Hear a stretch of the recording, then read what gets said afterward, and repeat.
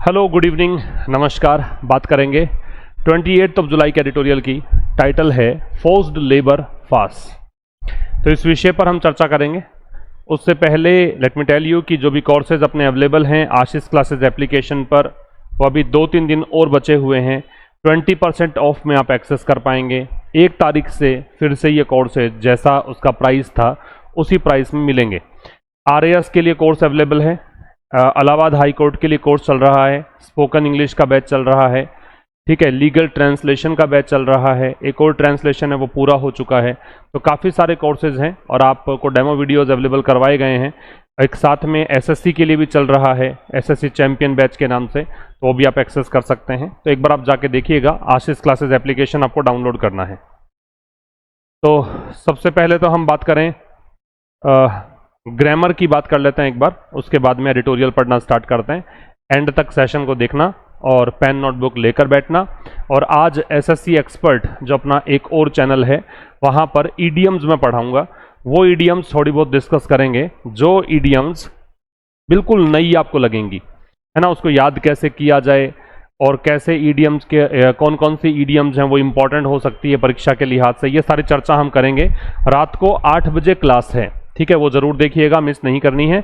और current affairs की classes भी वहाँ चल रही है रात को 8 बजे। जैसे आज इंग्लिश है तो कल करंट अफेयर्स, परसों इंग्लिश, फिर करंट अफेयर्स, ऐसे करके एक परमानेंट क्लास वहाँ पे 8 बजे चल रही है।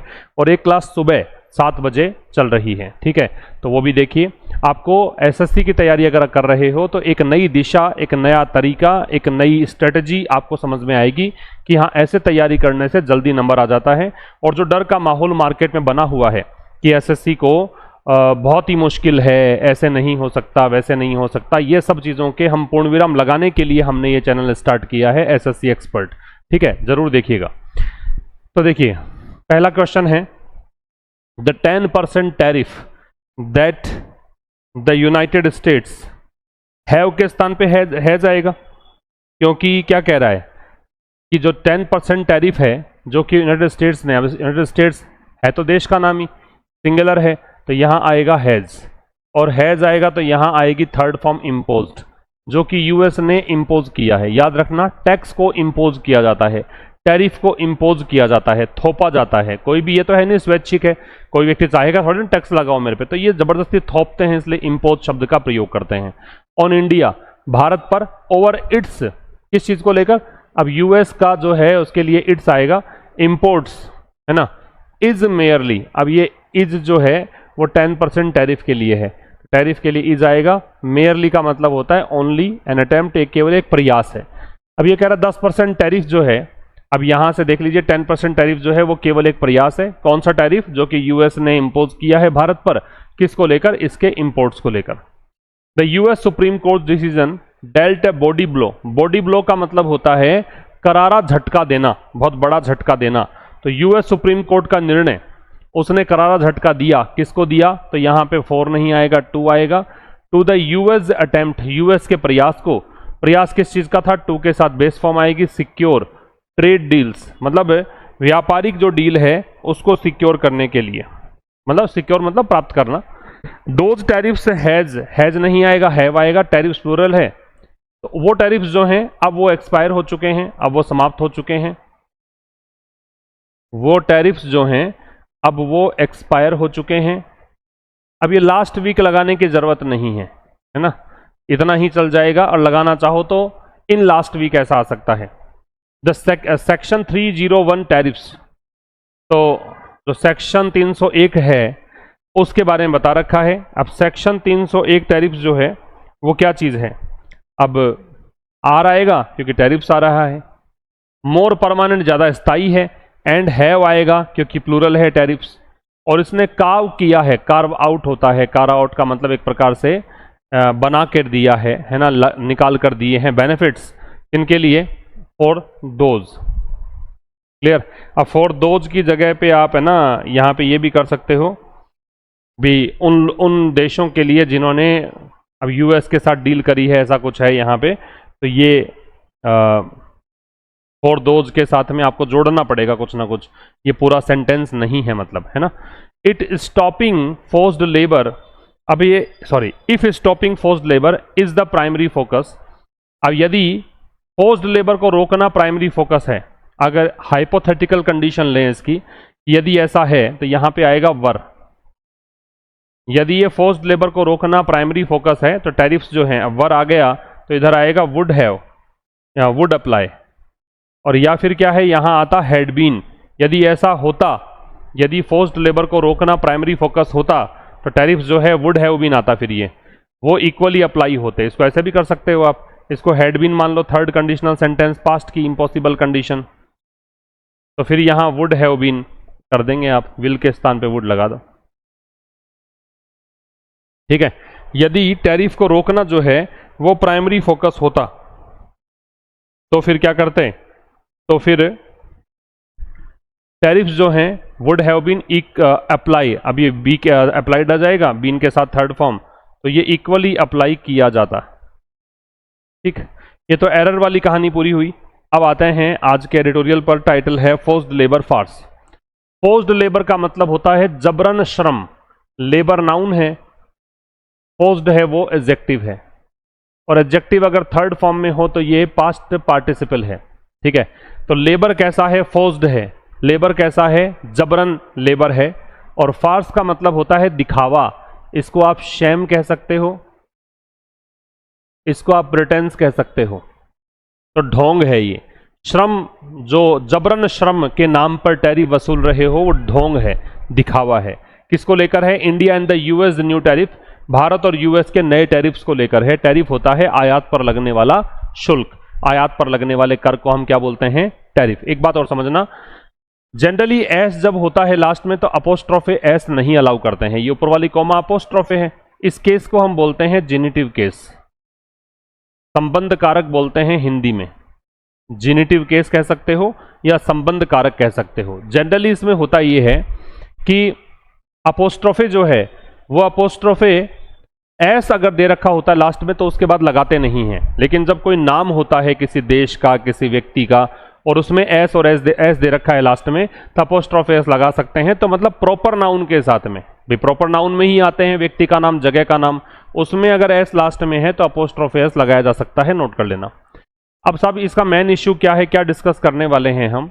The issue is using these tariffs as an economic weapon. The US जो है वो यूज कर रहा है इन टैरिफ्स को एक आर्थिक हथियार के रूप में, टू कोवर्स कंट्रीज, ताकि कंट्रीज को बाध्य कर सकें। कोवर्स का मतलब होता है फोर्स करना, ताकि कंट्रीज को मजबूर कर सकें into signing bilateral trade deals, कि वो द्विपक्षीय व्यापारिक समझौतों पर हस्ताक्षर कर दे, यूएस के साथ समझौतों पर हस्ताक्षर कर दे। इसलिए यूएस जो है वो टैरिफ का इस्तेमाल कर रहा है एक आर्थिक हथियार के रूप में। अब हम पढ़ते हैं साहब इसको विस्तार से, देखिएगा एक एक बात आपको समझ में आएगी। पेन नोटबुक लेकर बैठ गए होंगे आप, एक एक बात नोट करना, एंड तक देखना, कहीं पर भी स्किप मत करना, क्योंकि मेरी स्पीड को अगर आप स्किप करोगे या फिर इसको 2x से देखोगे तो फिर कुछ समझ में वैसे ही नहीं आएगा। ठीक है देखो इस स्लाइड में कुछ वर्ड्स दे रखे हैं। इंपोज का मतलब थोपना है, एनफोर्स या इन्फ्लिक्ट है। सपोज्डली मतलब तथाकथित रूप से है, एलिज्डली या ऑस्टेंसिबली है। डेल्ट अ बॉडी ब्लो का मतलब है भारी झटका देना, डिवेस्टेट या रुइन करना। रेसिप्रोकल का पारस्परिक है, म्यूचुअल या कोरिलेटिव। और लेविड का चार्ज या टैक्स्ड है, लगाया गया कर है। लेवी का मतलब टैक्स लगाना है। क्या कहना चाह रहा है समझना ध्यान से। द 10% टैरिफ, ये शुरुआत वाला जो क्वेश्चन था ना वही प्रश्न दे रखा है। 10% tariff that the United states से पहले द लगेगा, इसकी चर्चा हम करेंगे। जो यूएस ने इंपोज किया है ये इसकी वर्ब है, ये सब्जेक्ट हो गया, ये वर्ब हो गई, और प्रेजेंट परफेक्ट है। किस पर, भारत पर, और सेवरल अदर कंट्रीज, और अन्य कई देशों पर। ओवर देयर इंपोर्ट्स, किस पर, उनके इंपोर्ट्स पर, ऑफ गुड्स। अब ये देयर आ रहा है और कंट्रीज और इंडिया इन सब के लिए। ऑफ गुड्स, इंपोर्ट्स किसका, गुड्स का। सपोज्डली तथाकथित रूप से, ये एडवर्ब है। बनाई गई हो, यूजिंग यूज करते हुए, प्रेजेंट पार्टिसिपल है। फोर्स्ड लेबर, जबरन श्रम को यूज करते हुए। इज मेयरली, ये सब्जेक्ट है। 10% टैरिफ, इसकी वर्ब है इज। मेयरली है वो यहां पे एडजेक्टिव का काम करेगा। एन अटेम्प्ट, वो केवल एक प्रयास है, ये नाउन हो गया। To restore permanent tariffs, restore का मतलब होता है पुनर्बहाल करना। तो ये प्रयास किसका है पुनर्बहाल करने का, परमानेंट टैरिफ्स को मतलब स्थायी टैरिफ्स को, एंड वंस अगेन और एक बार फिर से हाईलाइट द बेनिफिट्स, और ये हाईलाइट करता है 10% टैरिफ की बात ही कर रहा है। ये हाईलाइट करता है किस चीज को? The benefits of A trade deal, trade deal के बेनिफिट्स को विद द यूएस के साथ। यहां तक एक बार मैं फिर एक बार ट्रांसलेट कर दूं आपको, उसके बाद समझा देता हूं क्या दे रखा है। 10% टैरिफ जो यूएस ने इंपोज किया है भारत और अन्य कई देशों पर, किसको लेकर? उनके गुड्स के आयात को लेकर, और तथाकथित रूप से वो गुड्स जिनको बनाया गया है फोर्स्ड लेबर का यूज करते हुए, जबरन किसी से मजदूरी करवा के बनवाया गया है। तो ये जो 10% टैरिफ है वो एक प्रयास है किस चीज का? परमानेंट टैरिफ्स को रिस्टोर करने का, और एक बार फिर हाईलाइट करता है। ये टैरिफ के लिए दे रखा तो हाईलाइट्स आएगा भी यहाँ पे। ये हाईलाइट करता है, दर्शाता है benefits of A trade deal, trade deal के बेनिफिट्स किसके साथ? यूएस के साथ। ठीक है, समझ में आ गई बात? अब एक बार फिर देख लो इसको अच्छे से, ताकि ग्रामर वगैरह सारी चीजें निचोड़ निकल के आ जाए। 10% टैरिफ जो है ना वो सब्जेक्ट है, इसकी वर्ब दे रखी है आपको यहाँ पे इज। 10% टैरिफ जो है इज मेयरली एन अटेम्प्ट, केवल एक प्रयास है। मेयरली का मतलब होता है ओनली, ये केवल एक प्रयास है। किस चीज का प्रयास है? रिस्टोर करने का। रिस्टोर मतलब पुनर्बहाल करना। किसको रिस्टोर करना? तो ये इन्फिनिटिव है, टू के साथ बेस फॉर्म, टू के साथ बेस फॉर्म होती है इन्फिनिटिव। इन्फिनिटिव का ऑब्जेक्ट दे रखा है आपको परमानेंट टैरिफ्स, जो स्थायी टैरिफ्स हैं उनको, और एक बार फिर ये हाईलाइट करता है। 10% टैरिफ की बात कर रहा है, ये हाईलाइट करता है। एस जुड़ेगा, एक वचन है। अच्छा, हाईलाइट का मतलब उजागर करना है, हाईलाइट का मतलब अंडरस्कोर करना है, अंडरस्कोर करना, एम्फेसाइज करना, ये मतलब होता है। ये हाईलाइट करता है benefits of A trade deal, ऐसी ट्रेड डील की बेनिफिट जो कि यूएस के साथ हो रही है। ठीक है। अच्छा, बीच में इस टैरिफ के बारे में बताया, वो टैरिफ जो कि यूएस ने लगाया है। ठीक है, वो टैरिफ जो कि यूएस ने लगाया है, यूएस के पहले द है, क्योंकि जिन भी देशों के नाम के साथ यूनाइटेड शब्द जुड़ा रहता है, चाहे वो यूके हो, चाहे यूएई हो, चाहे यूएस हो, उससे पहले द लगाते हैं। तो यूएस ने इंपोज किया है भारत और कई अन्य देशों पर। सेवरल डिटरमिनर होता है। ठीक है, डिटरमिनर सेवरल अगर हो तो नाउन प्लुरल आती है, तो नाउन कंट्रीज है। ओवर प्रेपोजिशन है, किसको लेकर? उनके इंपोर्ट्स ऑफ गुड्स को लेकर, सामान के इंपोर्ट्स को लेकर। और कौन सा सामान? सपोज्डली, तथाकथित रूप से। सपोज्डली क्या होता है? परपर्टेडली, रिपोर्टेडली, मतलब सुनी सुनाई बात है, कंफर्म्ड नहीं है, उसको बोलते हैं परपर्टेडली, सपोजली, रिपोर्टेडली। तथाकथित रूप से जिसको बनाया गया है, गुड्स जो बनाए गए हैं, goods that were made using, use करते हुए, किसको? फोर्स्ड लेबर को, जबरन श्रम को। नाउन है लेबर और फोर्स्ड एडजेक्टिव है। आगे हमने पढ़ ही लिया। आगे देखो, the US courts February 2026 decision, US court का जो फरवरी 2026 का निर्णय है, ये सब्जेक्ट हो गया डिसीजन। डेल्ट, डील की सेकेंड फॉर्म है, इसने करारा झटका दिया। डील है, बॉडी ब्लो का मतलब होता है करारा झटका दिया। किसको? यूएस के प्रयासों को। प्रयास किस चीज के थे? सिक्योर करने के। सिक्योर का प्राप्त करना होता है ट्रेड डील्स की, व्यापारिक समझौते वो कर सके। इसके इस प्रयासों को क्या दिया? करारा झटका दिया। ठीक है, सिक्योर का मतलब क्या होता है? गेन करना, प्राप्त करना, इसको बोलते हैं क्या? सिक्योर। आगे देखो क्या कह रहा है, हाई रेसिप्रोकल टैरिफ्स। और सिक्योर क्या करना चाहता था US? High reciprocal tariffs. High reciprocal tariff, sorry, high reciprocal tariffs had been removed. और जो बहुत ज्यादा, रेसिप्रोकल का मतलब हो गया परस्पर, जैसे हम इन्होंने लगाया इंडिया पर तो इंडिया ने लगाया यूएस पर, इसको बोलते हैं रेसिप्रोकल, परस्पर। इसको बोलते हैं म्यूचुअल या कोरिलेटिव। इसको रिमूव कर दिया गया था। ठीक है, तो ये रेसिप्रोकल टैरिफ जो है सब्जेक्ट है, और हैड बीन रिमूव्ड है वो इसकी वर्ब है। ये इसका पास्ट परफेक्ट का पैसिव है। पास्ट परफेक्ट का हेल्पिंग वर्ब होती है हेड के साथ थर्ड फॉर्म, उसका पैसिव हैड बीन। जब भी एच आता है हेल्पिंग वर्ब का लेटर, जैसे हैज में आता है, हैव में आता है, हेड में आता है, मॉडल के साथ में हैव के साथ आता है, तो उसमें बीन के साथ थर्ड फॉर्म लगाकर पैसिव बनाते हैं। इतना समझिए फिर से। यूएस कोर्ट का जो फरवरी 2026 का डिसीजन है, उसने करारा झटका दिया यूएस के प्रयासों को। यूएस के प्रयास किसके थे? ट्रेड डील्स को सिक्योर करने के। High reciprocal tariffs had been removed, तो एक तो झटका दिया और हाई रेसिप्रोकल टैरिफ्स जो हैं उसको हटा दिया गया। ठीक है, यहां तक कोई दिक्कत नहीं।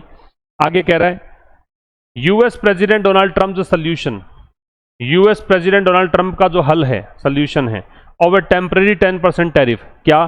कि एक अस्थायी रूप से 10% टैरिफ लगाया जाए सभी देशों पर। तो ये सोल्यूशन जो है, ये सब्जेक्ट है सफर्ड, इसने भी सफर किया फ्रॉम टू वीकनेसेस, मतलब ये भी दो कमजोरियां इसमें थी। सफर का मतलब एक तो होता है प्रताड़ित होना लगातार, उसको तो सफर फ्रॉम लगाता ही है।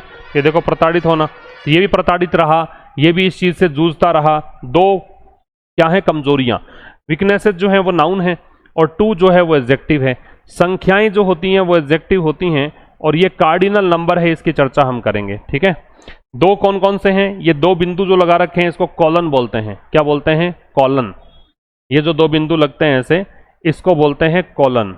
और ये आगे चीज़ों को एक्सप्लेन करने के लिए आता है। तो इसने एक्सप्लेन किया कि it would expire in 150 days, कि ये जो है ये एक्सपायर हो जाएगा 150 दिनों में। एंड वॉज लेविड, और इसको लेवी किया गया था। 10% टैरिफ की बात कर रहा है, इसको लेवी किया गया। ये पैसिव है पास्ट इंडेफिनिट का, सभी देशों पर इक्वली एडवर्ब है समान रूप से।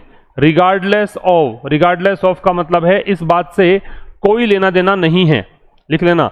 रिगार्डलेस ऑफ जो है इसका मतलब है इस बात से कोई लेना देना नहीं है, मतलब इररेस्पेक्टिव ऑफ या डेस्पाइट या विदाउट कंसीडरिंग, विदाउट कंसीडरिंग आप इसको कह सकते हो, या इररेस्पेक्टिव ऑफ कह सकते हो। इस बात से कोई लेना देना नहीं है कि whether they had a deal, कि उन देशों की जो है कोई डील थी क्या। वेदर तो कंजंक्शन है, तो आगे सब्जेक्ट वर्ब मिलेगा। दे सब्जेक्ट, ये वर्ब, अ डील कोई डील किसके साथ? यूएस के साथ, और नॉट या नहीं थी। अच्छा याद रखना, जब और दे रखा होता है तो वेदर ही आता है, और नहीं होता है तो इफ भी आ सकता है कंजंक्शन। ये बात तुम नरेशन में पढ़ते हो, डायरेक्ट इनडायरेक्ट में पढ़ते हो कि और दे रखा होता है तो कंजंक्शन वेदर ही आएगा, और नहीं है तो इफ वेदर में से कोई सा भी आ सकता है। Those tariffs have now expired, अब वो टैरिफ्स जो हैं, ये subject, have helping verb, expired man verb और नाउ एडवर्ब। नाउ जो है वो एडवर्ब ऑफ टाइम है, समय बताता है। दोज टैरिफ्स में दोज जो है वो डेमोन्स्ट्रेटिव एडजेक्टिव है और टैरिफ्स जो है वो नाउन है। ठीक है, दिस दैट दीज दोज ये डेमोन्स्ट्रेटिव होते हैं। अगर इनके बाद नाउन हो तो इनको हम डेमोन्स्ट्रेटिव एडजेक्टिव बोलते हैं, अगर नाउन नहीं हो तो इनको डेमोन्स्ट्रेटिव प्रोनाउन बोलते हैं। इतना एक बार फिर देख लेते हैं।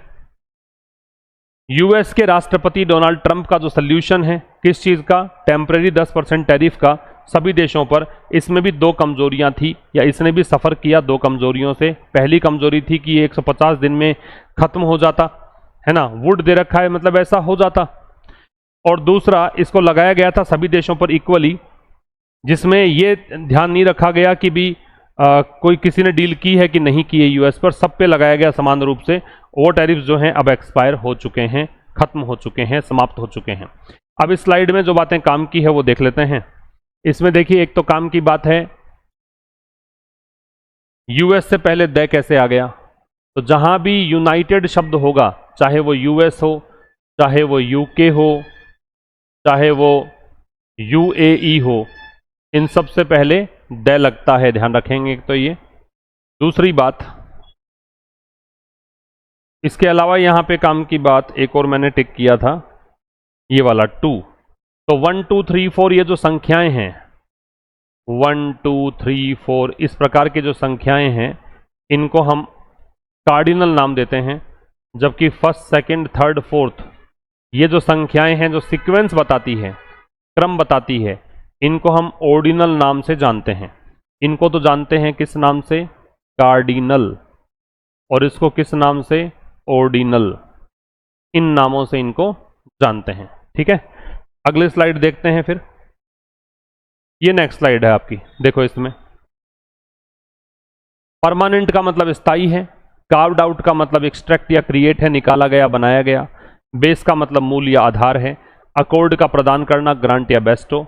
और फॉर्मलाइजेशन, औपचारिकता, ऑथराइजेशन या वैलिडेशन। देखिए, the section 301 forced labour tariffs, जो धारा 301 है, और ये किससे संबंधित है? ये फोर्स्ड लेबर टैरिफ से संबंधित है। ऐसे टैरिफ से है जो जबरन श्रम से बनवाए गए वस्तुओं पर लगता है। मतलब आपने जबरदस्ती मजदूरी करके कोई सामान बनवाया, उस पर लगने वाला टैरिफ जो है वो धारा 301 बताता है ना। ये इसने अनाउंस किया, ये सब्जेक्ट टैरिफ्स और ये verb, sorry announced last week, जिसको कि लास्ट वीक अनाउंस किया गया, लास्ट वीक एडवर्ब है। आर ये टैरिफ्स की वर्ब है। मोर परमानेंट ज़्यादा स्थायी है। एंड हैव कार्व्ड आउट, और इन टैरिफ्स ने क्या किया है, क्रिएट किया है बेनिफिट्स, ये ऑब्जेक्ट हो गया कार्व आउट का। फॉर दोज उनके लिए with trade deals with the US, जिन्होंने ट्रेड डील्स की है यूएस के साथ। यहां तक एक बार पढ़ लीजिए, आगे बाद में देखेंगे। सेक्शन 301 फोर्स्ड लेबर टैरिफ्स की बात कर रहा है, इस जो अनाउंस किया गया पिछले सप्ताह। अब ये अनाउंस्ड जो है इसको ऐसे समझ लो विच वर अनाउंस्ड, विच वर को इसने हटा दिया तो रिड्यूस्ड क्लॉज है, छोटा कर दिया इसको इसने, तो विच वर अनाउंस्ड लास्ट वीक पिछले सप्ताह वो ज़्यादा परमानेंट है। और इन्होंने क्या किया है, इन टैरिफ्स ने कार्व आउट किया है बेनिफिट्स को, इनने कार्व आउट किया है मतलब लाभ निकाल कर दिए हैं, है ना, किन के लिए, उन देशों के लिए जिन्होंने ट्रेड डील की है यूएस के साथ। फॉर एग्जाम्पल, उदाहरण के लिए, फॉर एग्जाम्पल की जगह आप ये भी लिख सकते हो फॉर इंस्टेंस। फॉर एग्जाम्पल की जगह आप लिख सकते हो फॉर इंस्टेंस, उदाहरण के लिए। While US imports from India will face, जहां ये कंजंक्शन है, उदाहरण के लिए मान लीजिए कि यूएस का जो इंपोर्ट है कहां से, भारत से, विल फेस ये फेस करेगा 10% tariff over and above. Over and above का मतलब होता है कुल मिलाकर, टोटल लिख लीजिए। ओवर एंड अबव जो शब्द है इसका मतलब क्या है, कुल मिलाकर। वैसे इसको लिख सकते हो के अतिरिक्त भी लिख सकते हो, यहाँ पे बेस टैरिफ है इसके अतिरिक्त, यहाँ पे ऐसा समझिए बिसाइड्स इसका मतलब है, टोटल ना करके इसको ऐसे लिखो बिसाइड्स या इन एडिशन टू, मतलब इसके अलावा। मतलब बेस टैरिफ तो लगेगा ही लगेगा, जो मूल टैरिफ है वो तो लगेगा ही लगेगा, लेकिन उसके अलावा 10% और लगेगा। द यूएस चार्जेज एवरीबडी, जो बेस टैरिफ यूएस चार्ज करता है सभी से। The European union and Taiwan will face, तो यूरोपियन यूनियन ताइवान जो है वो फेस करेंगे, ये फ्यूचर इंडेफिनिट टेंस है। A total tariff of 10%, 10% tariff, समझना एक बार। उदाहरण के लिए यूएस जो है, यूएस इंपोर्ट जो है इंडिया से, उसमें मतलब भारत से जो भी यूएस इंपोर्ट करेगा उसमें 10% टैरिफ लगेगा बेस टैरिफ के अलावा, जो बेस टैरिफ यूएस चार्ज करता है सभी से, ठीक है। वहीं ये तो एक क्लोज हो गया वाइल से लेकर यहां तक। अब दूसरा क्लोज कह रहा है वहीं जो यूरोपियन यूनियन और ताइवान है वो टोटल टैरिफ 10% जो है वो फेस करेंगे। Similar benefits have been accorded, ऐसे ही बेनिफिट्स जो हैं वो अकॉर्ड किए गए हैं। अकॉर्ड का मतलब होता है प्रदान करना, अकॉर्ड का मतलब होता है ग्रांट या बेस्टो करना, प्रदान करना। यही बेनिफिट्स, ऐसे ही बेनिफिट्स प्रदान किए गए हैं किसको, जापान, साउथ कोरिया और स्विट्जरलैंड को। ऑल ऑफ विच, जिनमें से सारे के सारे, इनमें से सभी देश, also have trade deals. Also जो है वो मैन वर्ब के पहले आता है, भी याद रखना। ऑल्सो एडवर्ब है, मैन वर्ब से पहले आता है, मैंने कल या परसों के सेशन में बताया था आपको, ठीक है। इनकी ट्रेड डील्स हैं यूएस के साथ एट वेरियस स्टेजेस, अलग अलग स्टेजेस पर। फॉर्मलाइजेशन मतलब औपचारिकता के अलग अलग स्टेजेस पर। वेरियस है वो डिटर्मिनर है, इसके बाद नाउन है वो प्लूरल आती है, और वेरियस है भिन्न भिन्न के अर्थ में आता है, ठीक है। सेवरल और वेरियस में डिफरेंस यही है, वेरियस बताता है वैरायटी, सेवरल आपको एक ही तरह की कई सारी चीजों के बारे में बताता है। एक बार फिर समझना इसको। कह रहा है कि उदाहरण के लिए जहां यूएस इंपोर्ट जो है उसको वो फेस करेगा, यूएस मान लो इंपोर्ट कर रहा है भारत से, तो उसमें 10% टैरिफ लगेगा, किसके अलावा, बेस टैरिफ के अलावा जो यूएस चार्ज करता है सभी से। वहीं यूरोपियन यूनियन और ताइवान जो है वो टोटल 10% टैरिफ फेस करेंगे। ऐसे ही बेनिफिट्स दिए गए हैं, ये प्रेजेंट परफेक्ट का पैसिव है, किसको दिए गए हैं, जापान, साउथ कोरिया और स्विट्जरलैंड को, जिनमें से सभी की ट्रेड डील्स है यूएस के साथ अलग अलग चरणों पे। चरण किसके हैं, फॉर्मलाइजेशन के हैं। ये प्रेपोजिशन है, तो प्रेपोजिशन के बाद ऑब्जेक्ट लगता है और ऑब्जेक्ट नाउन या प्रोनाउन होता है, तो यहाँ पे ये नाउन है, ठीक है। तो इस स्लाइड में देखने योग्य बात जो है वो कुछ विशेष है नहीं, सब कुछ आपको पता है, वही चीज़ें हैं, कुछ भी खास नहीं है। ओवर एंड अबाउट जरूर आप एक फ्रेज है ये इन एडिशन टू या बिसाइड्स नोट कर सकते हैं। अगला देखिए, अब आपको दे रखा है प्राइमरी, प्राइमरी का मतलब मैन या प्रिंसिपल होता है। अफेंडर्स, अफेंडर्स का कल्प्रिट्स या रोंग डूअर्स होता है। रिगार्डलेस, परवाह किए बगैर, ये बता ही दिया मैंने। Irrespective, nonetheless. एग्जेम्पशन का एक्सेप्शंस या इम्यूनिटी, छूट या बचाव। कोटा, कोटा मतलब एलोकेशंस या शेयर, आरक्षण को भी कोटा बोलते हैं, तो ये एक अलग कोटा है, मात्रा के लिए यूज किया गया है।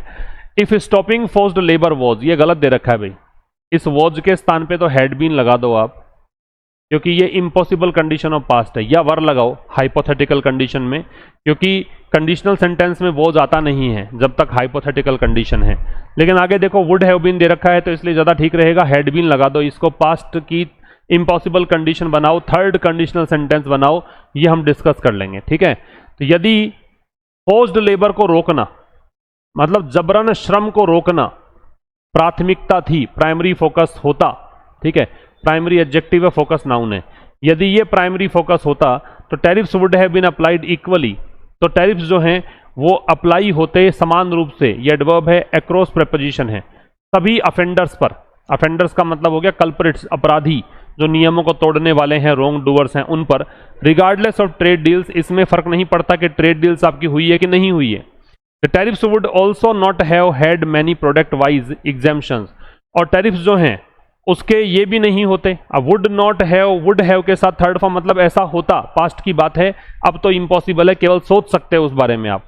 टैरिफ्स जो हैं, अभी देखो यहां ऑल्सो कहां आया है, वुड ऑल्सो नॉट हैव, तो यहां पे हैव के पहले आया है, ये भी एडवर्ब है भाई, नॉट भी एडवर्ब होता है, ऑल्सो भी एडवर्ब होता है, ठीक है, दो एडवर्ब साथ में आ सकते हैं।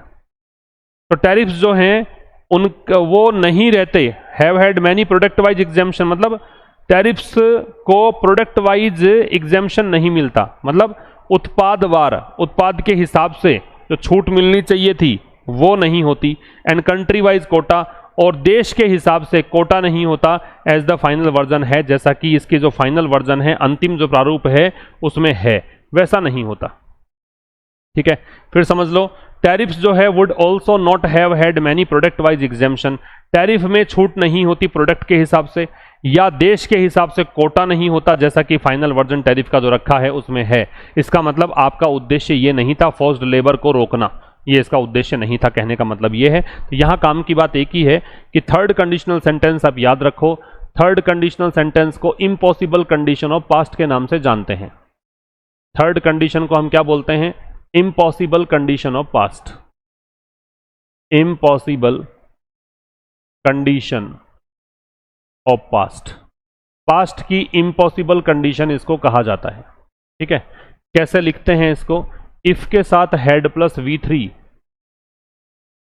तो दूसरे साइड लिखते हैं would have, could have, should have, might have, would have, should have, could have, might have, और इनके साथ वर्ब की कौन सी फॉर्म, थर्ड फॉर्म, इनके साथ वर्ब की कौन सी फॉर्म, थर्ड फॉर्म। इफ के साथ हैड प्लस थर्ड फॉर्म हो तो would have, could have, should have, might have के साथ वर्ब की थर्ड फॉर्म आएगी, और ये इम्पॉसिबल कंडीशन ऑफ पास्ट है। यदि ऐसा हो गया होता तो ऐसा होता, इस प्रकार का मीनिंग निकलता है, याद रखें। इसमें कई बार इफ नहीं होता है तो हैड को बाहर निकाल के भी काम चल सकता है।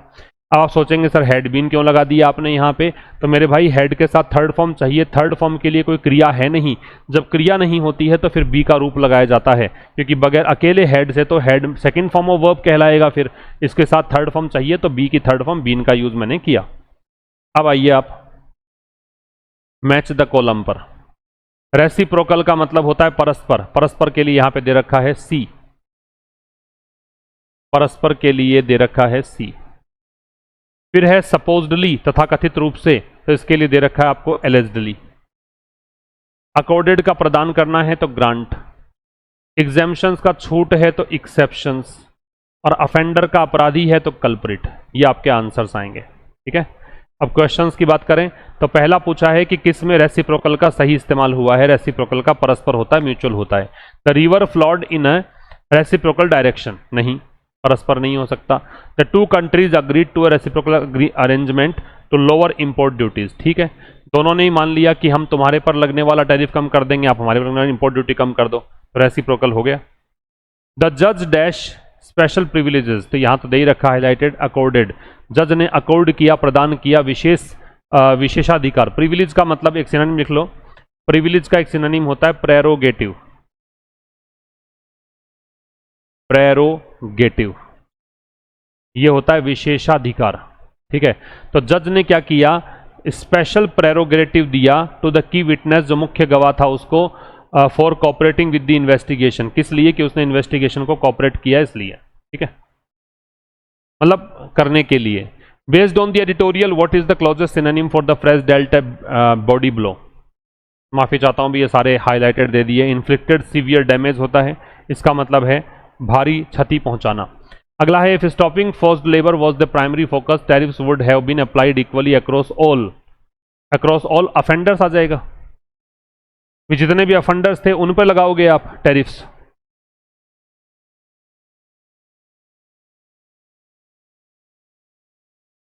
नेक्स्ट, या और कुछ आएगा? प्रोपोनेंट्स एडवोकेट्स तो एक ही बात है, एक अफेंडर्स ही आएगा।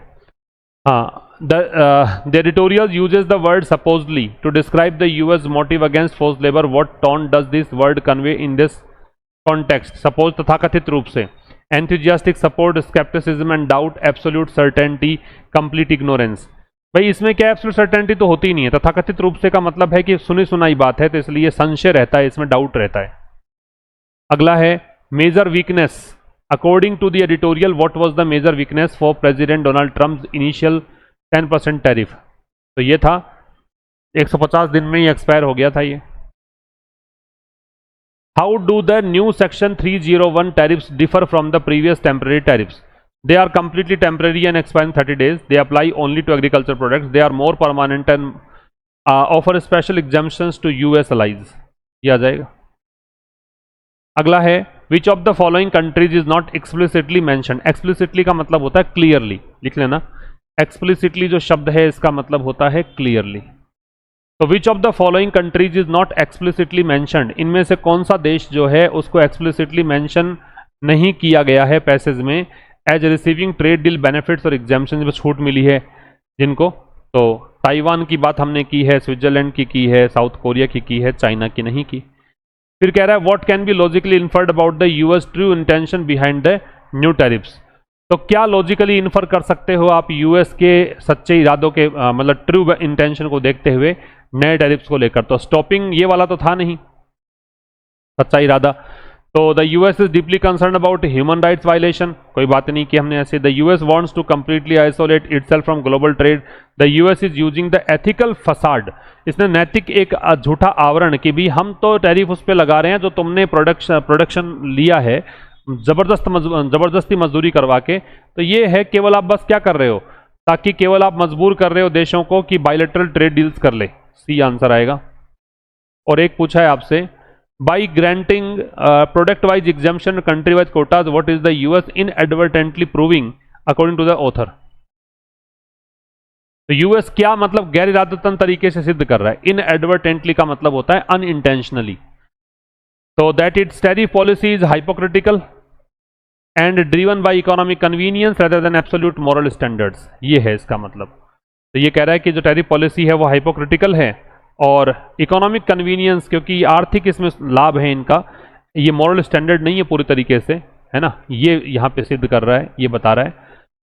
तो ये था आज के इस एडिटोरियल में। मिलेंगे अब कल ठीक शाम 5 बजे एक नए सेशन में, और रात 8 बजे आज आप ईडियम्स वाला सेशन देखना ना भूलें। और आप में से कोई ऐसा स्टूडेंट है जो कि डिस्क्रिप्टिव परीक्षा की तैयारी कर रहा है, तो अपना एक चैनल और चलता है इंग्लिश मास्टर के नाम से, वहाँ पर आपको ट्रांसलेशन की क्लासेस चल रही हैं, लीगल ट्रांसलेशन के वीडियोज़ अपलोड किए गए हैं। कल RAS के लिए वीडियो अपलोड किया गया था, तो वहाँ पर जाकर आप देख सकते हैं। तो सभी मेरी कोशिश यही है कि आप जिस किसी की भी तैयारी करें और इंग्लिश आपको पूछा जाए तो इंग्लिश में प्रॉब्लम नहीं आए। अच्छा, कल एक विद्यार्थी ये कह रहा था कमेंट बॉक्स में कि सर जिस तरीके से आप एडिटोरियल पूरा एक्सप्लेन करते हैं वैसे ये वाले क्वेश्चंस भी एक्सप्लेन कर दिया करो। तो मेरे भाई, जब मैं एडिटोरियल पूरी तरीके से, पूरे शिद्दत से, पूरे आराम से, धीरे धीरे एक्सप्लेन कर देता हूँ, तो फिर क्या कुछ बच जाता है क्या उसमें? सब कुछ आपको समझ में आ ही गया। फिर इतना तो आपको फिर पता होना चाहिए ना, क्योंकि एग्जाम में जब क्वेश्चन करेंगे तो इतना फिर ट्रांसलेट करके इतना समय मिलेगा नहीं आपको सीधा सीधा क्वेश्चन को समझते हुए आंसर टिक करने हैं। तो जो पढ़ के आते हो उसी के बेसिस पे तो क्वेश्चंस हैं, तो यहाँ पे टाइम लगाना मुझे लगता नहीं है कि कोई एक वैलिड रीज़न है क्या कि टाइम लगाना चाहिए। इसलिए आप फटाफट से मैं क्वेश्चन के आंसर कराता हूँ ताकि थोड़ा सा रिकॉल हो जाए और आपको जो चीज़ें नहीं आ रही है, कुछ नए तरीके जो क्वेश्चन पूछने के आजकल के एग्जाम्स के हैं, उससे आप परिचित हो जाएं। ठीक है जी, कल मिलते हैं ठीक शाम 5 बजे एक नए सेशन के साथ। शेयर ज़रूर कर दीजिएगा वीडियो को, और जो भी अभी देख रहे हैं वो लाइक करके जाएं वीडियो को। मिलते हैं कल 5 बजे। Thank you very much, thanks a lot.